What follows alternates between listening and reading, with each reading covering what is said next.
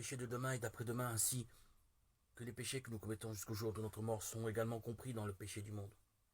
Au même titre que les péchés d'aujourd'hui, d'hier et d'avant-hier sont compris dans le péché du monde. Les péchés des hommes de leur naissance à leur mort font tous partie du péché du monde. Et le péché du monde a été transféré sur Jésus à travers son baptême. Donc tous les péchés que nous allons commettre jusqu'au jour de notre mort ont d'ores et déjà été ôtés de nous. Il nous suffit de croire en l'évangile originel, en les paroles écrites de Dieu et d'y obéir pour être sauvés. Nous devons mettre nos pensées de côté pour être rachetés de tous nos péchés. Vous devez vous demander, comment peut-il enlever les péchés qui ne sont pas encore commis? À cela, je voudrais vous répondre, Jésus doit-il revenir dans le monde chaque fois que nous péchons et faire couler son sang encore et toujours? Dans l'évangile de la nouvelle naissance, il y a la loi d'expiation pour les péchés. Et sans effusion de sang, il n'y a point de rémission. Hébreux 9, 22. Quand un homme veut être racheté de ses péchés, il doit transmettre ses péchés en posant ses mains sur l'offrande du péché. Et l'offrande du péché doit mourir pour ces derniers. De la même façon, le Fils de Dieu est venu au monde pour sauver toute l'humanité.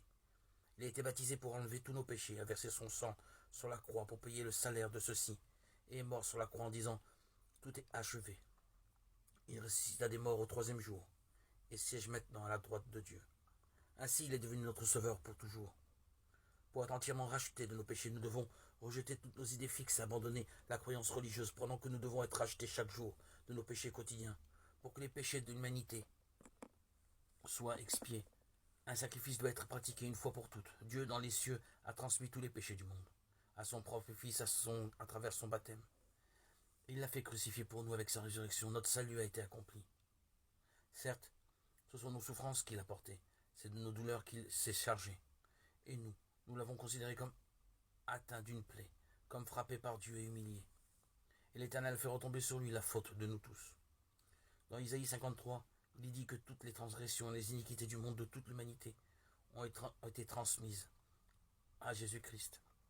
Et dans le Nouveau Testament, dans Éphésiens 1,4, on peut lire « Il nous a élus en lui dès avant la fondation du monde ».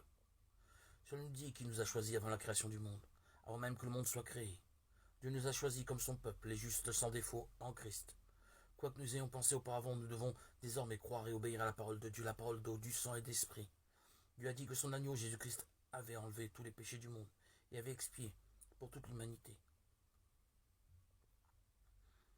Dans Hébreux 10, on lit « N'ayant en effet que l'ombre des biens à venir, non la substance, mais même des réalités, la loi est absolument impuissante avec ses sacrifices toujours les mêmes que l'on offre perpétuellement d'année en année, à rendre parfait ceux qui s'approchent de Dieu. » Hébreux 10, 1. Il est écrit ici qu'offrir continuellement les mêmes sacrifices, année après année, ne peut nous rendre parfaits. La loi est l'ombre des biens à venir, et non seulement l'image d'une chose. Jésus-Christ, le Messie qui doit venir, nous a fait parfaits une fois pour toutes, comme les péchés annuels du peuple d'Israël avaient été expiés une fois pour toutes, en étant baptisés et crucifiés pour l'expiation de tous nos péchés. Voir Hébreux 10, 9, 18. Et nous croyons que Jésus nous a sauvés de tous les péchés du monde par son baptême et son sang sur la croix.